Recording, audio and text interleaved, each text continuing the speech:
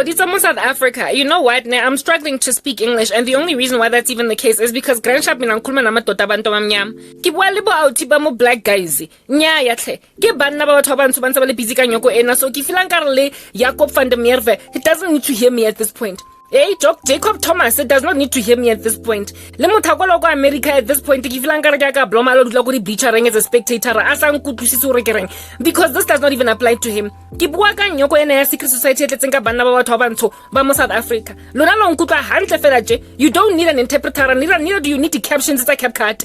Eh, ga le ditlhoke, le tsweletseng, le tsheriane, le diboku ene le bolaya basadi ba mo Mzansi. Ha ka ta mo be le tlo ba pretender hore lona le stand for against gender-based violence.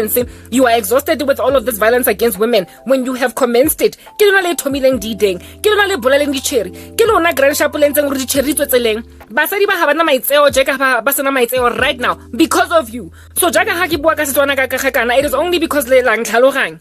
The only audience that matters right now gore ba nkutlwe ke lona dintswatowe, ke lona le body le tsheriane le sense South Africa. So ke a le ka nkutlwisitsa because ke feel nkare ga go bua ka Setswana ka segoa sorry ga le tlhaloganya. Gentrification ga e bereke se ke la bona kae le sangomanyana le repenta because le goa le moduditse gore bathong this is wrong. How about you stop it in the name of Jesus? You're so stubborn, you don't listen to basic rebuke in all different kinds of earth's languages. So ke a le ka tumpa jaka mme lona le shapa ka mvugo ka thupa because ona mongwana wa motho montsho tlo tsamayang ko government ngare nna mme wa ka has infringed my rights untumpile ka branch ya ko sefateng gore ka le banda tshwantse lo chikiwa nkare le bana because that's what you are. That's what kids do. Like, have you ever taken your eyes off a child for like 5 seconds? Have you? Hey, you're a mother ironing and you ignore, you basically just leave the kid to be for 5 seconds and you take your eyes off them. Next thing, mabotana le pente. Next thing, toilet paper is all over the room. Next thing, a pot has fallen off the stove. Next thing, they just cause so much havoc because you took your eyes off them. So your discovery of witchcraft is like this, the world taking their eyes off the true nature of what you are. And when they open their eyes again, there is so much chaos in the house that you basically have to do a home makeover, a whole do-over. You have to repaint your walls. You have to call in 10 domestic workers. You have to call in carpet cleaners. That's how much destruction you have caused in the country from simply trusting in this thing that you imagine is anonymous. Your mom has done taken their eyes off you for 5 seconds and you have literally turned the whole house upside down. Somebody gotta put you in a cot that is caged, that you might not come out until you are a grown man that is responsible with society. Lisense South Africa banna baba to baban, so it is a fact. Got your occult involvement, the secret society you are running, you have run it into the ground, and now you have made women these crazy females. Basa itseng go tlhokomelana. Women have gone literally out of their minds. They're spitting on the spot because they are to a point of in and of themselves being so apathetic that our entire societies are falling apart. You have taken their nurturing spirit out from them and caused them to become these menaces themselves, these beastly women that are killing other ladies because some other dude killed me. Lilo exposed because even gentle language. Can't nobody speak sense into you. Another why listens and lebata gong nyala. Another why listens and lebata gong convince hore I need to go minang either your twasa or sangoma when I've got this kind of gift that I have. Lebata gong blinder. You send me literally witchcraft to blind me from my visions that I might finally capitulate. Are you freaking serious? Border. Like, I feel as if though right now RIP is the thing that needs to happen indeed, because you're resting in peace. No, you're going to hell. Is that basic? Either go there or repent. How under heaven, after all of this exposure that I have brought forward to your doorstep about the involvement in the occult that you are in, are you not even slightly, ever so slightly, briefly enamored with the prospect of redemption? The exposure for how filthy you are, why is it not lending you unto true redemption? Why let's about Poloso? Mapelona ditila man. Let's and to a point where feeling as uneasy as you do over this wickedness that you are involved in. Mindset society. You now want to change people's minds about you. Say that you're not these bunch of rapists walking around all over the show. Well, if you want your reputations to be changed, you need to go to one who can actually transform your heart. You're like constantly giving women meaty juju. Your wife is 24 hours a day drunk. You know what the wives of these men are like? Basari balon. I want to speak English now because I feel like I've been selfish enough at this point against other people. You know what the wives of these men are like? I've already lost people who can't speak my language anyway by now. So I might as well just carry on, keep whatever languages. I'm only here. I've only garnered for myself a black South African or Botswana or Lesotho crowd. Everybody else can't hear me, but I don't care. Everybody else would not have lingered to this point. Bang my mates. You know what these men are like? They're like patient. What they convert their wives into. They convert their wives into what do you call this? Like patients in a psychiatric hospital that have to be kept sleepy, catatonic, essentially, looking into thin air. Because if they don't keep taking their meds, they might just enter into what they imagine is a psychotic episode where they're going to wreak so much havoc in the mental asylum that nobody can brittle them, that they have to keep on being tranquilized, that they have to take a cocktail of medication every single day to be kept in a bunch. That's what these men have done to you, you Stepford wives. You are robots. Do you understand? And they understand that the moment they stop practicing witchcraft on you to keep you in a bunch, for crying out loud, you're gonna enter into a psychotic spree. And guess what is the tantamount or the equivalent of your psychotic episode? You snapping out of feeling like you're in love with a man. You snapping out of being this docile, subservient, hotelaring woman, this begelazaring woman, this woman that's just riding out like long-suffering, an evil boyfriend or an evil husband. Like basically your mind being restored to you to realize I gotta dump this guy before I marry him. The thing that will make sure that you cancel the wedding even if you have paid for the venue. That's what they're trying to block. And then once you're married to them, the thing that's going to prevent the divorce, the thing that's going to make you realize that no, you want this for a life, what you're gonna go and get, your ambitions, everything that you once used to stand for, you have literally abandoned at the door because you imagine you're in a partnership with somebody with whom you had to compromise certain things just so you can make a marriage work. That is apparently you in a psychotic space. You are in a psychotic trance when you want to follow your dreams, or you want to follow what you think is rational in your mind and safe for you and your children. That is a psychotic episode, according to these freaks.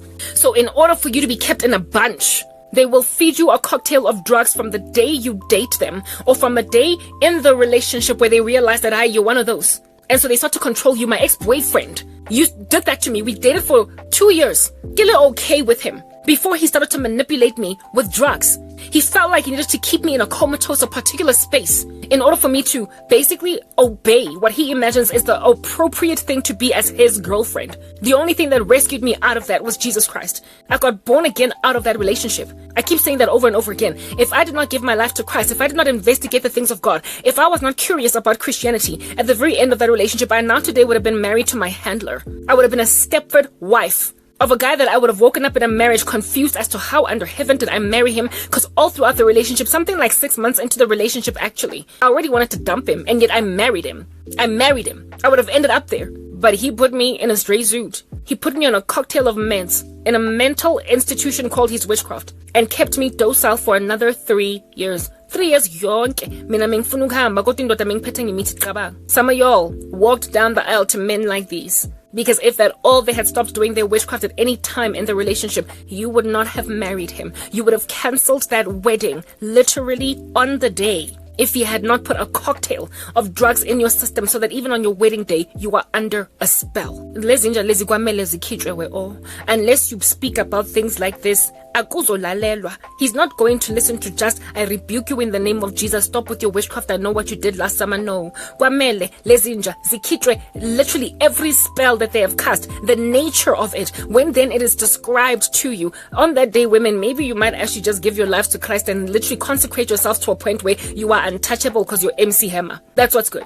You will finally stop worshipping men and realize because you're going to be unhandleable. A human being cannot be made a puppet on a string indefinitely. Their faculties will eventually kick in. Witchcraft will stop working. It'll stop being effective over time. And when then you want to leave anyway, despite him casting spells to keep you in the relationship, or to bring back lost lover, or never leave me, when you leave anyway, that's when you get a bullet in your skull. That's when they kill you. And that's what happened with my ex-boyfriend. He tried with death curses. They didn't work on me because remember, I'm consecrated to Jesus Christ. That's what's going on. Still trying to kill me to this day. Come into my life or else. Come into my life or else. Guys, how in the world are you gonna breathe in a society full of such little idiots of that nature? Men that want to call themselves men, or like puppets on a string. You can't breathe When you want to go and serve the Lord, when you want to marry a Christian man, they're like, over my dead body. Yeah, oh, indeed, die then. Tell themselves that, like the other day, the Lord showed me a vision of this guy being Beyonce in the movie, in the song Ring the Alarm. Oh, the guy from America. Ele Beyonce ko pineng ele ya Ring the Alarm. You know what that song is if you've listened to it in the past. I'm gonna ring the alarm. I've been through this too long, and I'll be damned if I see another chick in your umpa. Yeah. He was like Beyonce in Ring the Alarm. You see her psychosis in that music video. That dude was, instead of it being Beyonce, it was him. On some, I will be damned if I see another man in your arms. Usitshela ukuthi you're gonna be mine or else. What the heck? A society full of men like those. Ufuni zombie lenjale. He wants someone to control in a marriage. He wants to blind you. Yes, like it, guys. Like, have you seen the movie 50 First Dates yet? Drew Barrymore. The Lord showed me yet another strategy of that nature. You know how Drew Barrymore gets into an accident and loses her long-term memory, only remembers things from long ago. So everything that happens in the last 24 hours, she forgets it. And then she is played a recording, a tape in the morning to remember everything of this man that he might, when he is now shown her, be familiar to her, and she will be content with him. Yeah, the name of the movie is called 50 First Dates. These men literally want to make out of you a Drew Barrymore in 50 First Dates, where they will give you a short-term memory amnesia, and all you will remember is the past, your family, basic things that you do remember as a child growing up. But how in the world you stay in a marriage for 10 whole years with, like, as devil worshiper, you can't understand. Mara, every morning he plays you a tape. Every morning he makes sure that the only thing that you can look into is him. That level of spiritual manipulation of umfazi. Uyisikova on that day, girl, you're a zombie. But busy nyanyavim, no you don't. Because the moment that cocktail of drugs gets out of your system, you will wake up and realize, I'm not interested. I'm trying to get women to not even walk down the aisle. But as for the ones that are already married, Hashem, those are the most bitter. Those are the ones that are not even trying to look at God. They're the ones that wake up too late, and they're also the ones that tend to also end up in body bags. Just like it. In this channel that I have found, called African Confessions, one woman is married to a devil worshipper that she was aware, the signs were all there on the day that she married him, but she walked down the aisle anyway. And it took her witnessing him sacrificing a cousin brother of his to realize that she married a monster. And from that, the date when she discovered that she married a monster, it would be another 15 years before she would want out so badly that she would write into African Confessions. She's still in that marriage. She keeps watching her husband sacrifice family members that keep on dropping like flies, and he can't go to their funerals because it's part of the rituals. But that's the wife. Umfazi nje bound to indoda ethwele, and you stay. There is no way a person can be that deeply involved in the occult and you not catch on to it, and people not suspect them. So in order to gaslight the living daylights out of you into basically getting over your suspicion, they gotta put you under a spell too. You gotta, in and of yourself, be unable to go, and also you gotta fear him so much that you're scared to go. But unfortunately, also marry women libona in and of themselves that are very heavy into the occult. So they feel as if though together they're handling each other. They feel as if though together bahona somehow to keep this in a bunch until it gets to a point where everybody is so inebriated, heavied. I have a cousin who is in a marriage where both of them, both of them are deep in the occult. And now this cousin has been told by her particular secret society, the organization that she belongs to, that after all of these years of her doing whatever it is that she's doing, I told you guys about this yesterday, that she now has to sacrifice him and one of their kids, one of their daughters. And she is not stuck in between a rock and a hard place. She doesn't want to. But they're telling her it's either them or her. Kabang. The only hope that filthy little animal of a cousin has is me. The Lord showed me the rut that she is in. And so therefore, because of my prayers, me standing in the gap for that whole family, only in that stead are they protected. They literally they don't have any in their occult societies. They don't have any hope in each other. They can't go to any sangoma to block the curse from pulling through. The only people that can stand on their behalf, advocating, are true blood-bought Christians and the legions of heaven. God himself saying, no, not this time. Lana angizingeni. The Lord raising up a Christian to pray on their behalf, or in and of himself interceding. That's the only way out. But if the Lord is so fed up with you that he's like, you're handed over, this is the end. These are the wages of sin. It's death. The husband would inevitably die with the child, or this woman would have to be content with her being the one to basically be sacrificed, that her kid and her child might live. Ukarabo is Karabo is her victim. I am suffering at the hands of her insanity, and yet I am the solution to the rat that she has put herself in. The only solution. She doesn't even know that I have dedicated Umtanake and husband, that the occult that is literally gunning for their blood might hit brick walls the same way they keep hitting brick walls and trying to get to me. They involve themselves in some satanic stuff until it gets too hard. And then next thing about what then for abantu ebengena family members athandazayo, or a close proximity to amasonto athandazayo in a community? And so literally the whole village is covered. What then for people who are just naked, walking these streets, married to abantu abatwele? Kwenzakalani on that day? These people gotta be stopped. Tshwantse ba stopiwe. And haba stop when you just rebuke them. They also don't stop when they observe the obvious power of a Christian. It's like a trial by ordeal. Banseditswa pe bahlaze. And if uhlazo lwabo alubakhozi ukuthi ba repent, kwamele babhode, they gotta die because they're destructive.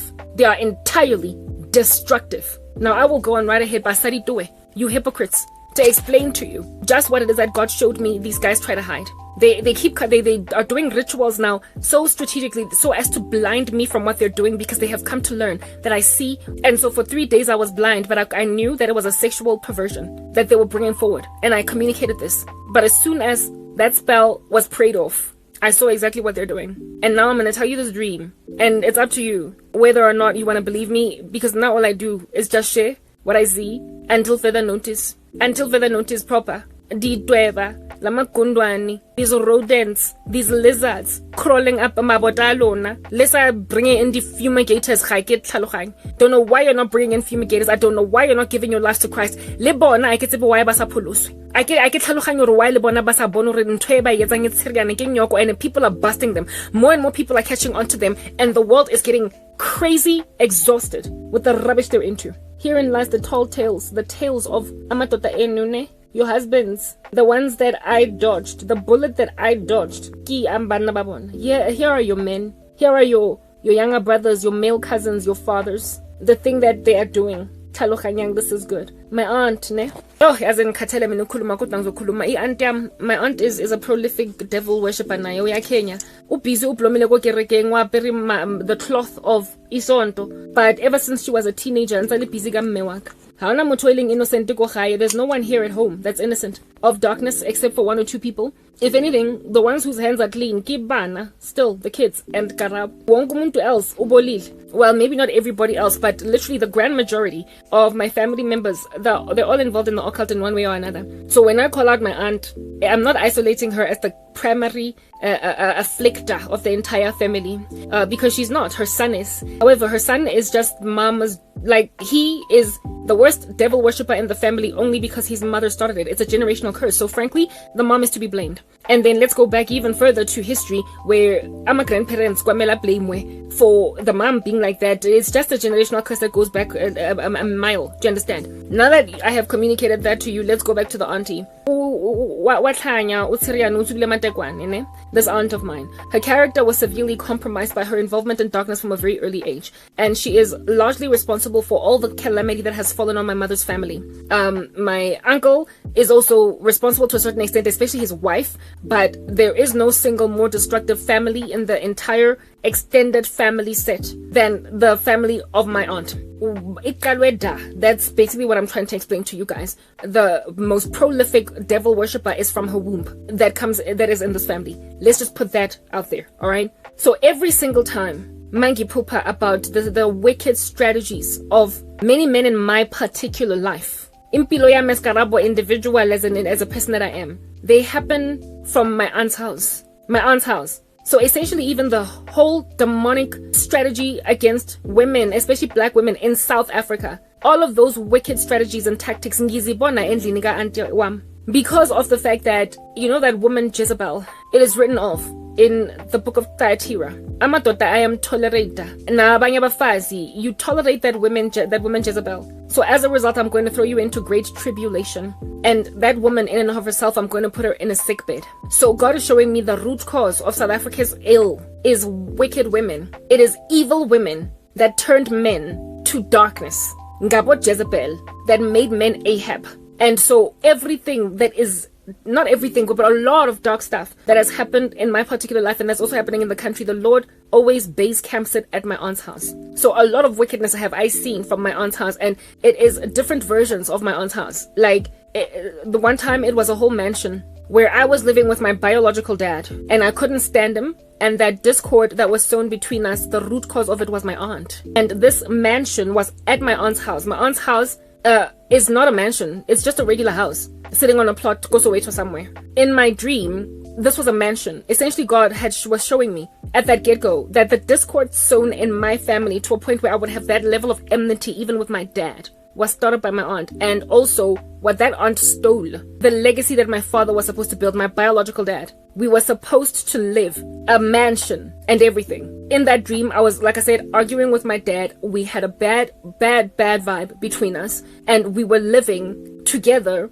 My mom was nowhere to be found in this whole ecosystem, in this big house, to a point where I could afford to avoid him from another wing of the house. My dad died a poor man with nothing to his name. And according to the Lord, my aunt started that. So she basically decimated the destiny of my mother. When she wreaked havoc in my mother's life, from the moment they were teenagers, she was that jealous sibling. It so afflicted the future that my mother would eventually inherit that it even knocked out my mother's husband, who was my dad. So it was over before it started. He married my dad. My mom married the wrong man in the worst way, but so too did my dad marry the wrong woman, because his own weakness, his own ahabic constitution, his own lackluster unrighteous disposition made him fall subject to the spells of my aunt, to a point where what he was supposed to acquire and do with his family, he lost it all. He lost it all.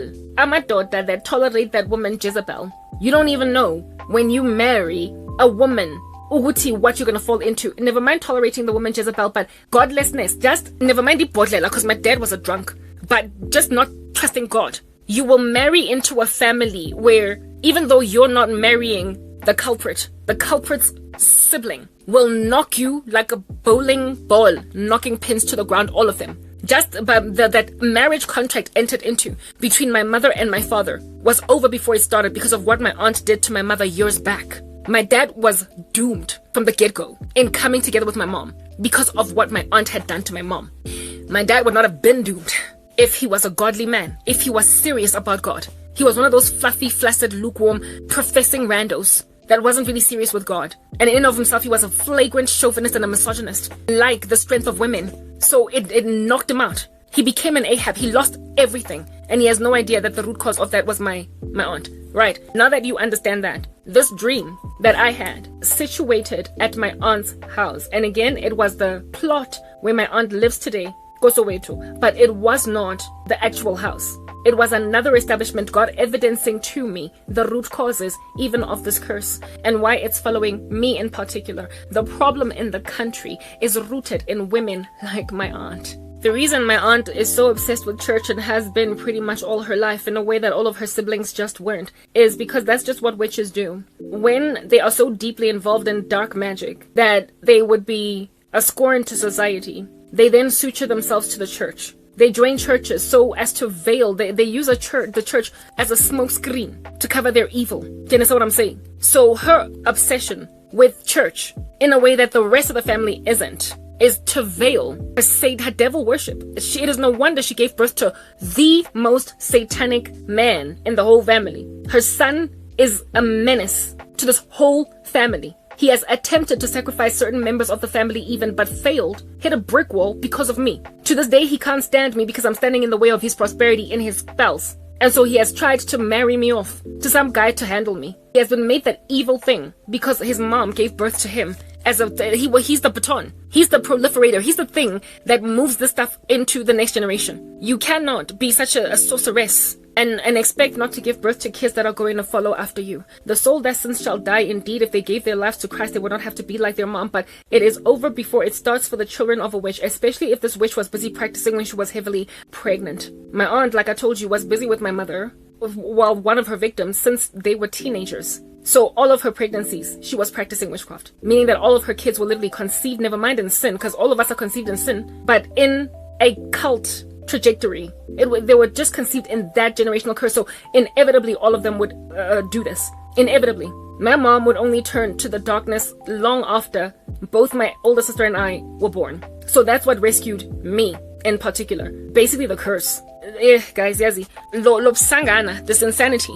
going on lime gatweni, it must be comprehended uguti it has root causes, and the ramifications or the consequences of it are well into the future. There's even this one dude that I went to primary school with, not the same high school, but then we reconciled in university. Had a massive crush on him in primary school. Turns out it was mutual. High school tried to get with me, but didn't really work out because we went to separate schools. Tried to reconcile again, like I said, in university. Something separated us. This dude, later on, when life now, I had completely moved on even from the feelings, the big crush I had on him. I then became friends with him. We became a crew again with him all together. But this time around, I was dating my ex-boyfriend. So I was reintroduced to him by my ex-boyfriend. So it's like he wasted all of those years. All of those years, did not pursue me, did not do what needed to be done, knew that he liked me, wasted time, wasted the opportunity in high school. Okay, fine. So primary school, we were too young. High school, he could have just like stretched himself out of like his bones to find me, didn't. Given an opportunity at varsity, when we first Yokovitz, we found each other. Stumbled around all over the show, kept on bumping into each other at clubs and whatnot. Even after he dropped out of Wits, we kept bumping into each other for years. It's like shots were given. Shots were given so many times for this guy to be like, it's about time we spoke. It's about time we spoke. Did not do anything. Until next time I saw him again, I was his friend's. He became friends with my ex-boyfriend. He was actually friends with my ex-boyfriend's brother, late brother who passed away, who was younger than my ex-boyfriend. My ex-boyfriend's brother was a younger brother than my ex. And so it makes sense that this guy that was my exact age would then be friends with the younger brother of my ex, because remember, we went to primary school together. We were in the exact same class, but my ex was older than me by 4 years. So he was not so much the friend of my ex-boyfriend, but the friend of my ex's brother. And when the brother passed away, everybody just became one big fat happy family. So he continued to be in our lives. And the bitterness it caused him to see me with my ex was out of this world. And when I found out the depth of the feelings that he had for me, all I could think in my mind was, dude, but you had all that time. The feelings were mutual and you knew it. We had chemistry from freaking primary school, for crying out loud. And you could have, now that we were old enough at varsity, been like, Garabo, like, let's do this. You could have done that. Instead, you wasted time until one day I rocked up in the arm of another guy that was too close. If at all me and that guy broke up, I could then maybe finally end up with you. It was friendship. He was like a friend. He was a friend of my ex-boyfriend, so there was no way that we could now be together. So it basically shattered any prospect of us being together. Him seeing me with my ex-boyfriend caused him to put so much witchcraft on me, on our relationship, out of bitterness, sitting in a corner somewhere broken, that his first love is with somebody else. He then cast a whole bunch of spells to make sure that I never go anywhere in life, that everything will be regressed. Also trying to break us up with my ex, and to this day he's still very busy. So it never would have worked out. Unless, of course, I would have been influential enough to him when I gave my life over to God to be like, babe, together let's turn to Jesus. But I tried to do that with my ex-boyfriend. It didn't work. So it turns out that when you get saved as a woman, just flee. Get out of the relationship that you're with a guy, because he's never going to give his life over to God. Or at least highly unlikely. Anyway, whatever. And this is like the case for Christ with that show. With that married couple, that couple that turned to Jesus Christ, the guy who wrote the book, Case for Jesus, for Christ. The wife got saved first, but it's very rare where the wife will lead a man to God. Usually it's the guy that tends to lead the woman to God. But yeah, if you get born again as a woman that is in a girlfriend-boyfriend relationship, flee, get out. You are highly unlikely going to rescue this guy for Jesus. Anyway, whatever. This dude's witchcraft, this primary school first love, all of his sorcery, even though he lived somewhere else and I lived somewhere else, was located at my aunt's property. The dream was snakes, a whole bunch of snakes, just outside of my aunt's house. And this guy was trying to drag me backwards to swim in the snakes and stay there in the back. And I fought, I resisted until he left me alone. And I now had to find my way through and out of these snakes. And this whole dream happened. And this guy was with another dude. So I don't know whether that represented a ritual that was being done with another person or whatever. But the two of them walked into the sunset. He gave up on trying to regress me because I fought, right? I fought until I had to now wrestle myself out of the snakes without him pushing me down. And it happened all outside of my aunt's house. A lot of the dreams of wickedness that came into my life at my aunt's house or just outside my aunt's house, God showing me even the delay by a guy that you could have had a very big romance with happened because of your aunt. Like just the fact that you were a seed in your mother's womb, your prospects for love, romance, and marriage were thwarted all the way back then by your aunt, just by her coming at your mom. Just by her coming at your mom. That dude, the reason why he delayed and did not shella where he was supposed to shella, despite a sparkle in the eye all the way in primary school, to a point of wasting so much time with you that you would eventually end up being the girlfriend of one of his friends. That was your aunt. What the heck? I was like, really? I don't really miss that I never ended up with that guy. I don't think he's not the one who got away. I'm the one who got away to him. But my feelings were very strong for that guy, and he was the first dude that I ever loved, if you wanna say that. Nothing ever happened between us. We just flirted. There was obvious chemistry, but nothing ever happened. I would have ended up with him, likely, if it wasn't for my aunt. Like there are root causes to everything.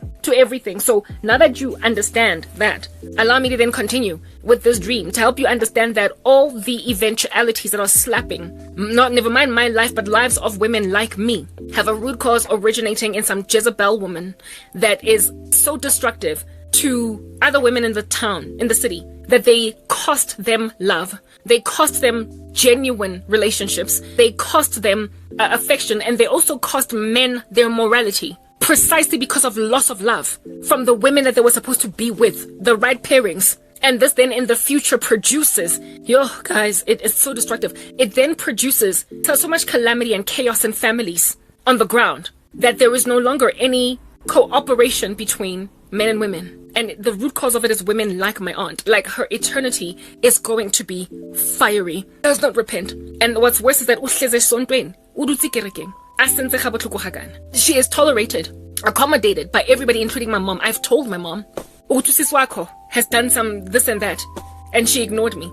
That is tolerating that woman Jezebel. You understand what I'm saying? Now, that Jezebel has destroyed my prospects for romance. My older sister, my younger sister is also struggling with boyfriends. Like, guys, it's bad. It is horrible. Love in my mother's household, apart from intervention by Jesus Christ, will always result in a horrible, sneaky little gangster boy being with a woman that is entirely out of his league. My dad was out of my mom's league. And in and of himself, he was decimated further by entering into a marriage contract with a woman that was cursed by another woman. My older sister, over before it started. It was over before it started for me. How it is that I ended up with a substandard guy, frankly, in comparison to the one that I was supposed to be with, was that curse. The guy that my ex-boyfriend was allowable. He was okay for me to be with because he was already so compromised and sterilized. Women in my family had to be with men that, because of this curse by my aunt, that are weak in comparison to them. And so it would cause a lot of insecurity and passive aggression in a man, ultimately in a marriage or relationship, to a point where he starts to abuse the woman.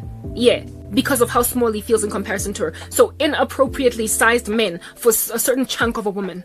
A woman that should be with a much bigger man, a much more manly man, ends up with like a little bit of a pipsqueak and Oedipal complex. And this is an issue apparently in South Africa. And that is what has caused gender-based violence in the nation. In other words, it has caused a whole bunch of men in South Africa to figure that they need to clump together in a secret society of a nefarious nature, like a demonic society, to control women since they can't control them physically, naturally, in a way that you can talk sense into a woman. They realize that they can't, because they have been made to enter into relationships with women that are so big in comparison to them in the past that they have felt small, and imagine that the way to reduce the size of these women is through spiritual means. So they literally started a whole secret society premised around creating a stronger patriarchy while creating Stepford women out of South African females, where they will just be these robots that are made small from the very get-go of my life. Destined, if at all I didn't give my life to Jesus, to end up with a man that is tiny. Because according to my aunt, my mom was never going to marry right. And so she had to marry a guy that would be frustrated by the girth of my mom until there is either a divorce, violence, something in the relationship that's going to cause it to separate. So any man that I looked at that would have been right for me, any man that I looked at that would have been fit for me, big for me, the kind of man with whom I could have gone into the sunset. This dude from my primary school, the one that was in the same grade as me, etc. I was older than him by a couple of months. He was a September baby. His birthday is this month, actually. And I was born in August, so he was younger than me by a month. We were born in the same year. However, despite that, let me just move to the next part. My ex-boyfriend, however, was 4 years older than me. So he was chronologically older than me. Biologically and chronologically, he was older than me. But this guy from my primary school was bigger than my ex, mentally and psychologically. How he thought, he would have just been better. First of all, okay, so in primary school, that was then, he was like tiny, year than me. You know how girls growth spurt? exceeds that of boys. So by the time I got out of primary school, I was taller than him. And it was like, whatever, anyway, good riddance, you're a little short in bottle anyway. But then he sprung out. He like just stretched out. By the time I saw him again in university, he was towering above me. He was a tall guy. So physically, his physical stature was larger than that of my cousins. And all throughout my life, not my cousin, sorry, who is this?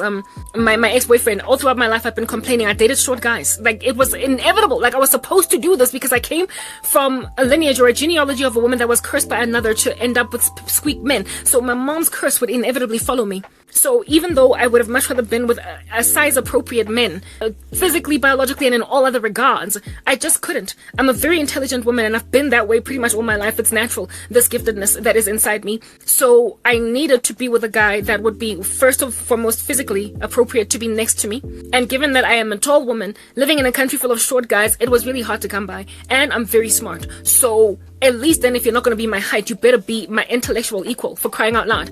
I ended up compromising on that because I realized that guys were just rare, hard to come by, that had that combination. So I have dated some pretty short guys in my life, like really short, like so short that literally I'm looking at you like down there, okay? Problem number one. And I let that be a thing. It was like a curse grooving into me that I would inevitably be just like my mom. And then in terms of my intellectual equal, I have never in my life, not even once, perhaps maybe one guy, my first love physically, in other words, the one that I actually did date, he was smart. All the guys that I've dated, everybody else, guys, like average or below average. Like one time, this one boyfriend that I was dating in high school, I was like 17, he was like 21, and this dude, I once told him, he asked me, so in my school, so I'm in high school, he's out of high school, and he was like, so is your school a girls' school only, or is it mixed with boys? And my answer to him was, it's co-ed. And he looked at me and said, what the heck is that? And I was like, oh goodness, I'm sorry that you don't know what co-ed is, but it's both girls and boys. And then one time I told him that I need to leave the jazz festival because I gotta go study for science. I'm writing biology because I have to go and study for a biology exam. And he was like, you're lying, you don't do biology. And I was like, dude, I do math, science, biology, accounting, and then English and Afrikaans. He was like, no way. He could not believe that I was smart. It just for the life of him. There was a time years prior to me meeting him when he was still a teenager, a story that was shared among everybody, where apparently there was a show in this country called Jam Alley, right? There was a young kids, like a teenage show. Goodness, I'm not even gonna go and describe it to you. If you're not from South Africa, you don't have to, but it was not a kiddies show, but it was like a music show that attracted teenagers, okay? And this guy was interviewed on Jam Alley, by one of the presenters there. It was not on the actual show Jam Alley, but Jam Alley did an interview of kids on the street just as a snippet, a part of the show. And he was like found at like the mall or whatever as a teenage boy, and they interviewed him and they asked him, so what do you think about ABC, about the country, about what do you think about what did he say, South Africa or Johannesburg? And his answer was, Johannesburg is a beautiful country. He said Johannesburg is a beautiful country. Everybody laughed at him, including the host, and that joke reached me because they told me years later on your boyfriend once upon a time was interviewed on Jam Alley, and when they asked him about Johannesburg, he said Johannesburg was a beautiful country. Johannesburg is a city, for those of you who don't understand. And at the time I laughed at it, but all of these things, just like for me, it was like, I am like a whole maths and science student at school, and I'm dating a dude who doesn't know what co-ed is, a dude that can't even believe that I'm doing these subjects. And once upon a time he was asked about the city that we live in that is beautiful, that is Johannesburg, and he went on right ahead and called it a country. Those were the men that I dated.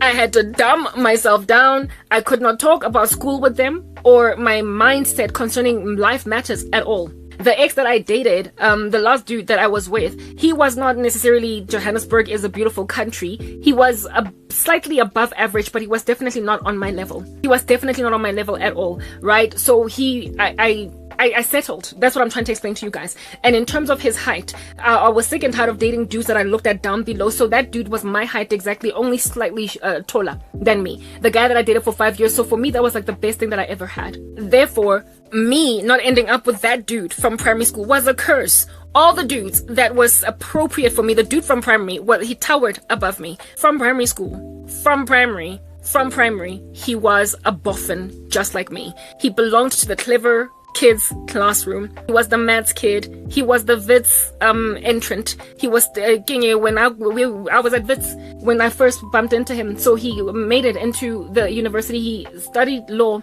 there, but then he dropped out for whatever reason to go and pursue whatever. But what I'm trying to explain to you guys is that he was smart. He was smarter even than me in primary school. He did better at maths and at English. The last grade of primary school that we were in the same class, and he used to slay everybody in that class, including me. He was among the top kids at school. So basically, it's like I met what would have been my husband in primary school, but all of the opportunities for us to come together were like just discombobulated, confounded along the way.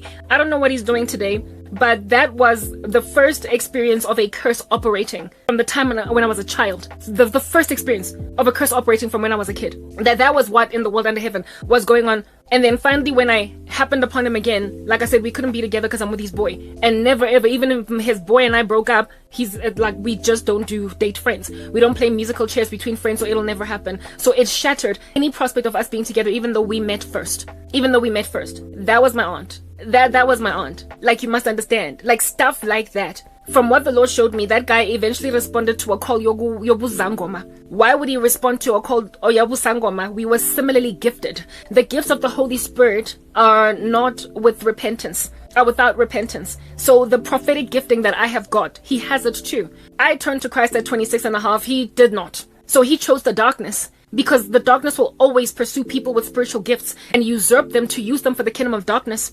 So if I had ended up with that dude, both of us would at some point happened upon this gift that we have in us. I chose Christ. I don't know what would have happened if we were together. I might have been able to, pull him out of the prospect of Uktwasa because of conviction or whatever. Who knows what my influence would have been in his life and vice versa. So he would have used his prophetic gifting for the kingdom of heaven instead of for the devil. Instead, Utwasite. When did he twasa? From what the Lord showed me after I got saved, we were the same age, right? I was older than him by like a month. When I was 26 and a half, that's when I gave my life over to the Lord. I don't know when he started dabbling in the darkness, but he is deep in the occult today because Utwasite. He is like a whole functioning, operating Sangoma. I am being attacked, harassed like no man's business today by that very same call where they're telling me, Karabu, you must work for the kingdom of darkness, because obviously you're ignoring your ancestors. So he got pulled, Kadiwashing, into the kingdom of darkness because he got lambasted by his own spiritual gifting that eventually made him twasa. But my spiritual gifting is making me do this. So long story short, if I had ended up with that guy, the two of us would be prophesying in the name of Christ. He's working for Satani and I'm working for God. What happened to him? He's been made an Ahab. He tolerates a woman Jezebel, a man that is supposed to be walking in his fullness, but does not have the appropriate helper suitable. About 5 days, not days, maybe days, 6, maybe a week ago, I had a dream of this guy coming to me in some shrouded darkness and telling me I would have married you. Like a little child on some neener. I'm like, dude, you're the one that did not pursue me. You're the one that watched me walk away at the end of primary school. You're the one that could have accessed me in high school but chose not to because you had a friend that had access to me. That was one of my closest girls. That was a tomboy that was always hanging out with the boys. And you were always on the phone with her. And you asked about me, she told you what's going on, and you still tarried. Then in not in high school, but in university, you had an opportunity to chat with me. We were on the same university campus for a whole year. Boy. You kept on bumping into me at clubs, go Melville, go partying, go cool runnings. You kept bumping into me, and the two of us would stare at each other and giggle and laugh. And every single time, you were fumbling around, drawing circles on the floor, and you did nothing until, fast forward some more years down the line, I'm now dating your boy. Proper, it's on you. So for you to come at me and then tell me, Uguti, you would have married me, it's like, shut up, like, season does it stop. Of course you're gonna feel some kind of way when the first girl that you ever loved ever since you were a little baby boy is dating your friend, and now you see what a great girl she's become. Oh, busy gloating all up in my girl telling me I would have married you. Well, you didn't. You capitulated to a curse because due to the fact that you continued to tolerate that woman Jezebel. When I was dating my ex-boyfriend, the stories that he would tell me about the kinds of women that this guy was dating, because I get my ex, I was like, really? Do you know how hot this boy was when we were in primary school? He was this friend of mine had a crush on him. This friend of mine, that. How in the world is he dating random older women, first and foremost? He was into dating older women, and I was like, how is this guy settling so badly when he was so sought after by some of the most gorgeous girls in my primary school. Well, of course he was like that also in varsity. When I saw him on campus, my friend was still spazzing over him. I was like, yo, okay, mtate. Except he was interested in me and not my friend. Type establishment thing. Yeah, he was the kind of guy that people spaz over. There was a time I bumped into him at a restaurant. We bumped into him at a restaurant where I was having dinner with my girls, and I hugged him. We spoke, we chatted since, we've known each other since the good old-fashioned primary school days. And after having a conversation with him, I got flooded by these females on some, who's your friend? I got jealous because I had a crush on him first. But anyway, I was with my ex-boyfriend at that time, but all my girls were like, who's your friend? And I was like, they were all like, who's your friend? Because he was that fly. So why you're dating these finished off keshafied older women? I don't get it. So he went and I believe made a baby with some woman that looked like 20,000 years older than him, and that for me was like, yo dude, what a waste of all those genes type thing. That is a trajectory that went all the opposite direction. Long story short, he was under a curse and so was I. So when he came to me in that dream telling me I would have married you, I'm like, no, you wouldn't have, because this is what God would have done, and this is exactly what Jesus has done, and it could never have been any different. Plus, you chose Usatane in a way that I'm very turned off by him, so nah, this thing was never supposed to work out, because if at all, when you were strong spiritually, you would have resisted the devil and fled from him and into my particular arms. So don't be out here gloating over the fact that my ex-boyfriend wasted time with me and did not propose marriage to a woman he was with for 5 years that you imagined was phenomenal, because you wasted, never mind 5 years, bugger, but like what, 10, 15 years? You wasted primary school all the way to university and a couple of years thereafter, and you be telling my ex-boyfriend that since 5 years asa proposing really? You literally wasted more time than my ex, but you rocking up on some, if you had dated me, I would have married you. No, dude. You would never have dated me. Why? Because you spun around on the spot, but that was a curse. That was a curse. So I was inevitably supposed to end up with a bit of my ex-boyfriend. That's all that the providential outworking of witchcraft prior to me turning to Jesus would allow me to end up with. It pushed away the guy that claims he would have proposed marriage to me within like 2 seconds if at all we were dating. It made sure that we can't be together. A guy that was appropriate for me in terms of height, how he looked, how he thought, his mind, and also his spiritual gifting. We were on the same level. The exact same thing. The guy that would have been a husband easily into the future that I could have easily also submitted under is busy telling me in some dreams that I would have married you. Because both you and I were operating under a curse from the time we were kids to a point where this curse that was operating, where I was under the umbrella of my wicked aunt, whereas he was under the umbrella of just whatever must be the wickedness in the country, was saying, you will keep dilly-dallying and dancing around each other, but the providential outworking of sorcery will make sure that you never come together. And lo and behold, we didn't end up together. So what happens then when the right pairing does not end up together? In my particular case, the man that could have been my husband ended up lambasting the relationship that he observed with the guy that I was with at the time. He became a little sangoma against me and my ex-boyfriend. And my ex and I obviously inevitably could not stay together or be strong together because he was too small for me. He was too small for me. He was negligible for a woman of my girth, and so he ended up inevitably insecure. He ended up inevitably passive-aggressive. He ended up inevitably low-key abusive, and also imagining that since I'm so big, he's got to manage me kaditar. Used sorcery to keep me small. Until who rescued me? Jesus. That is a curse on a country. When you make sure that women don't come together with the men that make sense for them, you cause either men that are too grand, like this guy, that in primary, let me just save this first. When you're operating under a curse, you make, let me say this way, you make women that are too big for a particular guy end up married to a pipsqueak, Oedipus complex, becomes the marriage between men and women.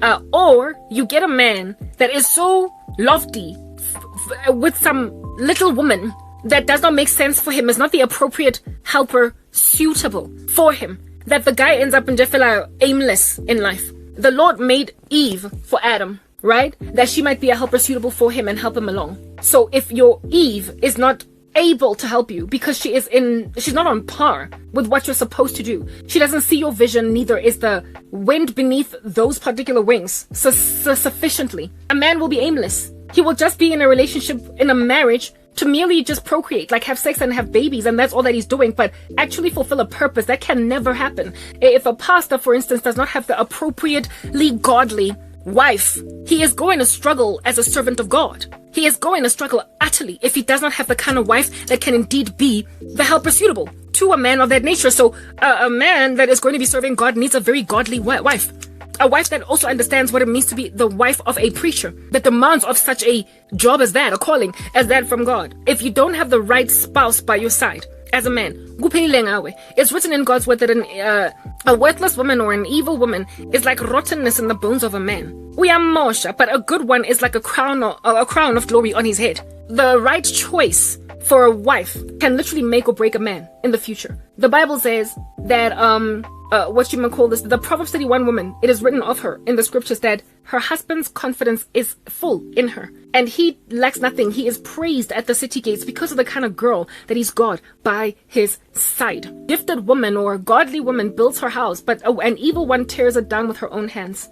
And the scriptures are littered all over the show, especially in the Proverbs, counseling men to avoid a certain kind of woman, because there's a certain kind of woman that her feet go down to death. They go down to Sheol. No man returns from her. Avoid her, my son, my son. The scriptures make it clear. Also, he who finds a wife finds what? A good thing, and obtains favor from the Lord. So finding a wife is an important feat for a man. And so for him to use nothing but charm and beauty to find a woman is to shoot himself in the foot. When you're going to run with nothing but the fact that a woman is beautiful or charming, you're screwed as a man. Top of that, an evil woman can derail the purpose or the trajectory altogether to a point where he might have been a really great guy once, but now he's nasty. Like what happened with Ahab, with Jezebel, where it is that the dude even felt guilty concerning Naboth's vineyard. However, later on, he just was this like wuss that nobody could trust. Jezebel was essentially running the show, while her man was just like this wimpy wuss behind her. The perfect pairing, for instance, in a godly couple is, I like to use this example a lot. There is this channel on YouTube called Torch for Christ Ministries. It is this guy from the US married to this woman from South America. I stand corrected as to where she is, I think Brazil. The woman is godly, the guy is godly, and she can speak Portuguese, while this dude is an American, so he can only speak English. When he is evangelizing or street preaching, or trying to bring people to Jesus, whatever, in the streets of Brazil, or a country, a Latin American country, or a country that speaks Portuguese, or one of the languages that this woman understands, she interprets behind him as he's speaking in English, and she walks behind him. It's just so beautiful, and they wear sackcloth, like in the city square or whatever. However, in a city where he is speaking English, she is just quiet, following him around. She is a helper suitable. She is literally fulfilling God's purpose for a woman in the life of a man that is to serve in ministry. So that kind of a helper suitable is entirely perfect for a man. Another couple that I can use on YouTube, unfortunately the wife passed away, but it's Hannes and Hannes Ministries, where the wife was such a beautiful helper suitable to her husband. She unfortunately is now late. She passed away, so now he's like running solo type thing. But that kind of helper suitable pairing, and they've been doing it like the Torch for Christ Ministries couple is young. The Hannes and Hannes were an older couple, like a mama and a dada, old with like grown kids that are in and of themselves getting married and what have you. And however, they had been married since they were kids, and this woman had been a helper suitable to him, and it just showed the power of God in a good wife. Do you understand what I'm saying? It showed the power of God in the life of a man that has embraced his calling, and this woman is enabling him along. So the right woman is a perfect plug-in for a man. It is an explosive equation. So if you want to come against the country, you must then separate couples from the moment they meet, even in primary school. You must make sure that kids don't even look at each other anymore when they crush on each other from primary school, because their spirits recognize each other as, you are the very potential for my future wife. Right? You are the orchestration of such romances as those from youth. God's thing. But when a curse is in operation, it'll just go awry. The dude will go their left, the woman will go their right. And in the extremities that they are from each other, they will then draw to themselves that which will destroy both parties. So what destroys a woman that is to be the helper suitable of an Adam, right? What destroys Eve? Her ending up with Steve instead of Adam. What destroys Adam? Him ending up with Evelyn instead of Eve. And that's exactly what happened with this Okie. When I was dating my ex-boyfriend, I was with Steve as Eve. And as Adam, he was with Evelyn. And his Evelyn was like this butch, gorgonic thing. He was always just with these older women. And why such a hot boy with so much going for himself is doing with these older women. And my ex always used to tease him for that. They always used to tease him, despite being this like a total typical alpha male. He was busy with not little, but these weird women that were way who was like, they were not in his league. They were not in his league at all. Now he was settling, and he ultimately put a baby in one of these Evelyns.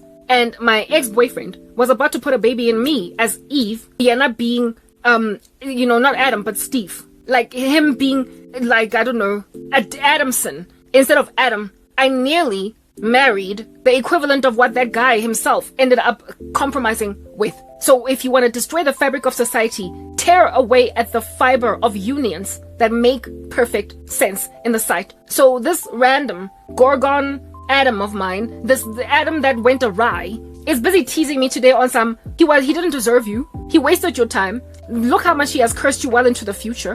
And on top of that, I would have married you if you had ended up with me. Dude, you didn't even ask me out. Well, since 15 years, now since 5. So you don't get to come. If anything, you failed more abysmally than him because you were given a whole 15 years. The Lord gave you primary school, wagnigeza a portion of high school, wagnigeza first day, freshman's year at Wits University. Wasinga those opportunities. Wagnigeza Melville nightclub scene, wagnigeza taboo nightclub scene, wagnigeza all of those. And then next thing, when she was in corporate South Africa finally, you see her again, but whoops, guess what? She's dating your friend. You are the one that wasted 15 years. However, my ex only wasted 5. So you don't get to say, speak nonsense. What did that? It was the coming in between Adam from the time they are still kids growing up under their mother's households, so that they will end up in completely different trajectories, and then society altogether falls apart, where men are with women that don't make sense and women are with men that don't make sense. And then when you are dealing, let's now narrow it down to women with men who don't make sense. When you are dealing with a woman of my girth with a little bit of a pipsqueak that doesn't make sense,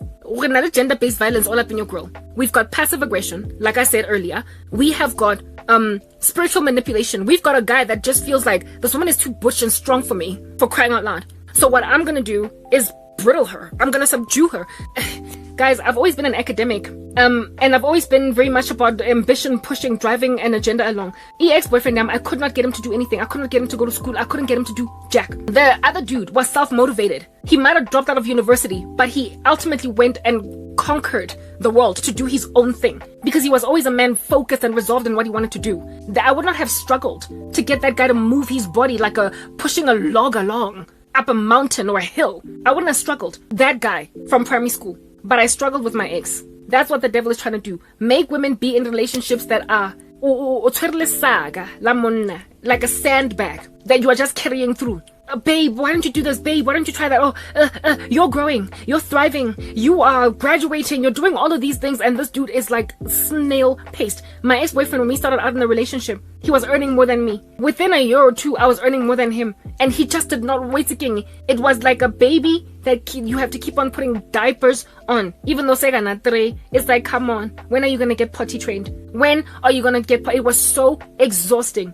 It was so exhausting, but guess what? His mom loved me. Why? Because I was pushing someone that in and of herself she was failing to push. When I met him, he didn't even have a driver's license. He couldn't drive. Guys, yes, and it was bad. It was really bad. I was an Eve who had lost an Adam because in the process somewhere it just fell apart. And now I was with Steve and it didn't make sense, but I was trying to make it work. Neke Foster, and indeed the ultimate end result of you trying to push a man that's unpushable because you're too big for him is spiritual manipulation. He's going to want to shut you up. He's going to want to brittle you. He's going to want to finally handle you. He's going to want to just get you to calm down and not be so heavy anymore. Oskato by this chunk beef machine of a woman anymore. And so he's going to make out of you a Stepford wife. He's going to put you in a mental asylum and put a stray suit on you, feed you a cocktail of medication that you might be kept in a bunch. That's what happened to me until I cried out to Jesus at 26, the perfect time. Cried out to Christ at 26, and he rescued me out of marrying Adamson or Steve instead of Adam.